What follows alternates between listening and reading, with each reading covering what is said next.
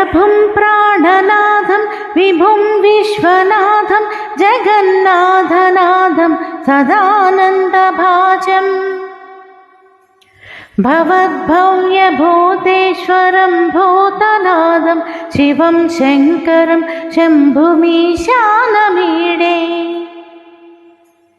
गले दण्डमालं तनौ सर्पजालं महाकालकालं गणेशादिपालम्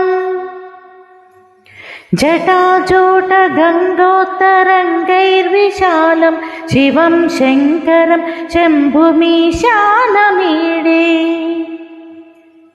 मुदामाकरं मण्डनं मण्डयन्तं महामण्डलं भस्मभूषाधरन्तम्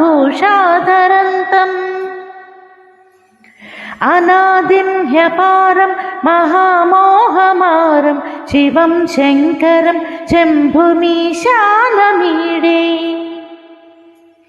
वटाधौ निवासं महाट्टहासं महापापनाशं सदा सुप्रकाशम्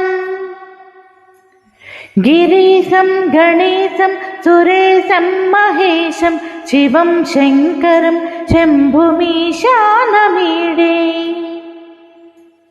गिरीन्द्रात्मजा सङ्गृहीतार्थदेहं गिरौ संस्थितं सर्पहारं सुरेशम्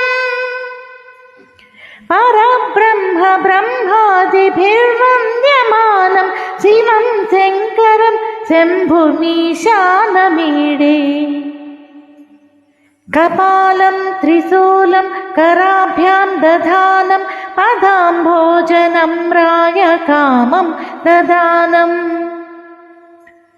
बलिवर्धयानं सुराणां प्रधानं शिवं शङ्करं शम्भुमीशानमीडे शरच्चन्द्रगात्रं गणानन्दपात्रं त्रिनेत्रं पवित्रं धनेशस्य मित्रम् अपर्णाकळत्रं सदा सच्चरित्रं शिवं शङ्करं शम्भुमीशानमीडे हरं सर्पहारं चिताभूविहारं भवं वेदसारं सदा निर्विकारम् श्मशाने वसन्तं मनोजं दहन्तं शिवं शङ्करं शम्भुमीशानमीडे स्तवं यः प्रभाते नरः शूलपाणे पठेत् सर्वदा भर्गसेवानुरक्ता सपुत्रं धनं धान्यमित्रे कळत्रं शिवं शङ्करं शम्भुमीशानमीडे।